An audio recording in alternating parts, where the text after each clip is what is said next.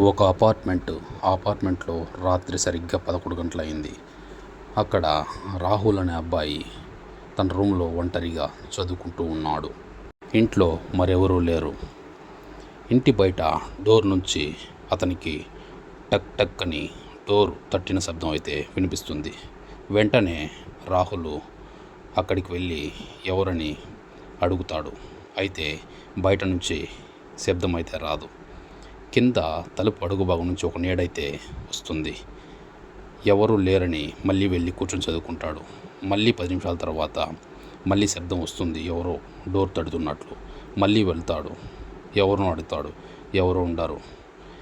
అక్కడ డోర్ చిన్న హోల్ నుంచి చూస్తే కింద చిన్న పాప ఖాళీ ముద్ర అడుగులు అక్కడ కనిపిస్తాయి.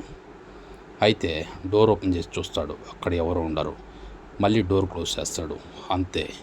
వెనక్కి తిరిగి చూస్తే ఉన్నట్టుండి అతని ముందు ఒక చిన్న పాప అయితే కనిపిస్తుంది.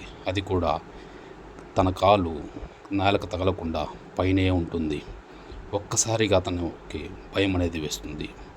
అంతే, అరవడం మొదలెడతాడు. ఆమె అతని కళ్ళల్లోకి సూటిగా చూస్తుంది. ఆ పాప యొక్క కళ్ళు రెడ్డుగా అయితే కనిపిస్తుంది. అంతే, అతను మిద్దెపైకి అయితే పరిగెడతాడు. మళ్ళీ ఆ అమ్మాయి అయితే పరిగెడుతున్న రాహుల్ ముందుకు వెళ్ళి, ఆగు, నువ్వు నన్ను బయట నుంచి లోనికి ఆహ్వానించావు. అయితే నువ్వు నేనుండే చోటుకైతే రావాల్సి ఉంటుంది, సరేనా అని రాహుల్ వైపు తన ఎర్రటి కళ్ళు పెట్టి ఉరిమురిమి అయితే చూస్తుంది. అంతే, రాహుల్ ఒక్కసారిగా భయంతో ఏం చెప్పాలో అర్థం కాక బెడ్ పైన అయితే పడుకొని తన కళ్ళైతే గట్టిగా మూసుకొని ఉండిపోతాడు.